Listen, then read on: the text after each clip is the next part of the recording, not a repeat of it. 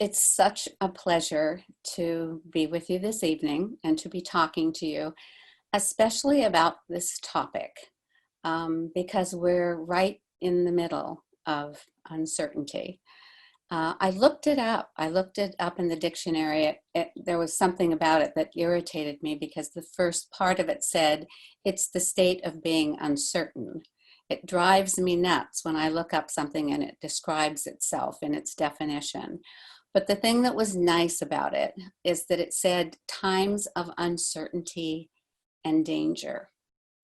And when I read that, and this is something that I already knew, I understood that growing up in the resonance that we all grew up in, uncertainty was attached to danger. So times of uncertainty and danger, it was literally programmed into us. So when we think about uncertainty or we feel like we're uncertain, we associate that with danger. We associate it with survival and whether or not we will survive. So now we have this amazing pause in our life. We have COVID-19 that's come in and put us in shelter, has taken us out of our normal routine so that we can pause and we can catch a breath maybe, or take a breath.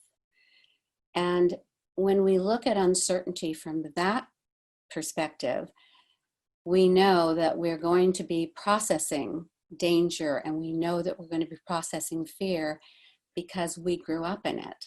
We grew up in the fear. This is if such a thing as normal, but this is the expected reaction to this. And we also have had an opportunity with COVID-19 to feel what it's like to be in our life and to look at it from a distance. So we've looked at the patterns that we have, the busyness, the way we run our business, the way we run our life, and we can take a step back and sort of start to reprioritize or even reprogram ourselves. Because our bodies are going through an amazing shift. The planet is going through a shift. There's shift everywhere. But the big shift is really in our bodies. We are, in fact, two entities. And we are now moving those two entities to act as one. We're human and we're a being. And to be a human being now is going to be different than being a human being 10 years ago. Or maybe even last year for you, or maybe even last month. The human and the being part of us are coming into this new resonance. And the new resonance is about partnership. It's about collaboration. It's about communication. It's about authenticity, and it's about transparency. So what do we have happening in the world today? We have all kinds of things that are becoming rudely transparent. Things that have been going on for a long time, and we haven't been able to feel them, we haven't been able to react to them, and we haven't known how to deal with them with our own feelings. So as we move forward, uncertainty is giving us an opportunity to step back, to come into presence, because if we want to be with our body, we're going to have to be present. Bodies are always in the present moment. And in order to occupy your body comfortably, you're going to have to let go of some of the denser energies that have been involved in your survival in the old resonance. And some of those frequencies are depression, their anxiety, their worry, and their fear. This has kept us alive in a world that can't always be trusted. But we're now moving into partnership. We're now moving into self-sustainability. Those denser energies, we don't actually need or will use them. So during this pause time, we're doing things, we're creating a life outside of us and around us and inside of us that's stirring up fear, because fear needs to be released. And so when the Dalai Lama said that the women of the Western world will, be models and save us, he truly did forget to mention that we have to be the model. And in order to be a model, you can't just talk about it. You have to authentically make the shift yourself. And there's no template for it. There's no instruction guide that comes with it. And in some ways, it's the same for all of us. And in other ways, it's hugely and uniquely different. But there's something special about women. Women can support each other. Women can feel into each other. And women can nurture. And what's been missing in our world is the nurturing. It's been the feminine. So when we talk about partnership, we're talking about the feminine and the masculine coming together. We're talking about an entirely new creative cycle that will not necessarily exhaust you, where overgiving isn't necessary to survive. And it's a very simple cycle. We just haven't really had the space to do it. In the cycle, in a self-sustaining creative cycle, the feminine, the wonderful feminine, is leading the way. And the feminine leads the way because the feminine knows what the heart knows. That when we choose things that are actually for our own good, we are also choosing things that are for the bigger good. So it's the feminine that should be choosing the direction we go. And when you do that, the feminine, by the way, is a magnetizing energy. So you don't have to go seeking for the feminine to work. You have to relax and allow. And that has not been the byword for women in the world, at least not the one I grew up in. So when you relax and allow things to come to you and you magnetize something that's a frequency or a resonance that matches you, that matches this heartfelt resonance that you're now in, you will attract people, situations, opportunities that support you, because that's the way the resonance works. Those are the rules of the resonance. So to get into that place where we can actually feel where we should be going, we have to unload these denser energies. And we often do that by pressing our own buttons. It's like going into the attic and going into those boxes that you put away and never hoped to open again because they're painful. And so we literally have to be strong of heart to do this. We have to press our own buttons and create situations in our life that create pain for us, or that are difficult, or that are uncomfortable. But when we do this and we open up to our feelings, then our body is there with us. We are in our body, and our body becomes our spiritual guide. It tells us what we need to do. It's a no-brainer. We don't have to think about it. We don't have to study it. We came in with what we need. We created our own bodies, and we created them so that we could come to this form and this reality and express our gifts in the world. It's about creativity. This new resonance is all about creativity. And I've always felt that our creative force that we have as human beings is exactly what's necessary to save us from the psychosis that we're sitting in. So when we magnetize to ourselves what we're drawn to, and we feel motivated, not by a speaker, not by something outside of us, but we're motivated by our own internal motivation, then the masculine says, aha, you're choosing this. And the electrical force takes action, and you take action into the world and bring into the physical what you want to create. When you bring something into the physical like that, it feeds you. And thus we have a self-sustaining cycle of creative energy. Your life force is no longer being siphoned out from you to support a universe that you're afraid will collapse on you. Your life force is going out to create things that make you happy, and they feed you.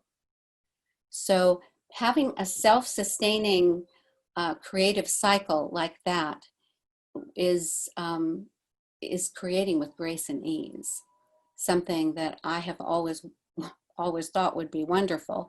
And in my world, it's literally heaven on earth. So as we take advantage of the uncertainty around us, I want you to take stock in the fact that you have your own back, that you in fact are going to be supporting you, and you're going to be drawn to things that support you. And remember, women have sometimes had to handle it all and gotten very little credit for it. But in this case, you don't have to handle it all. We're not here to handle it all. We're all here as puzzle pieces in this giant, wonderful reality that we're unearthing. The phrase I've heard that I think speaks so well to this is that we're building the airplane as we're flying it. And we truly are creating it as we go, and we should trust ourselves. And we will support ourselves. So yes, how is this uncertainty that we're in supporting us? Well, for one thing, we don't know what's coming, so we can't get in our own way. Women are quite good at getting in their own way and trying to create an outcome that will be safe for everyone. We can also catch our breath in this uncertainty and create space that we have now to develop and woo a new relationship with our body. Our body, by the way, is our soulmate. You're not here on this planet without it. You're somewhere else doing something else. So you and your body are truly going to be the partnership of the ages for you. Let's see, we can also recognize and reprogram unconscious behavior patterns. When you step away from something, you actually get to look at it as an observer and ask yourself if it's really working for you. It also compels presence. You know, if any of you have ever traveled, and I imagine some of you have, when you travel, you're usually in a state of presence because you honestly don't know what's happening next, and you better be looking. And we are traveling on such a journey. We don't know what's going to happen, and it's pulling us into presence. And by the way, presence is where everything really happens. It also gives us some space to feel and listen to where the body is actually guiding us. And without fear, when we let go of fear, which we're letting go of because we're triggering it in ourselves all the time, all those little boxes in the attic are getting opened, we actually begin to sense that life is an adventure. When you understand that uncertainty makes life this wonderful adventure, then you're waking up every morning wondering how life is going to unfold for you.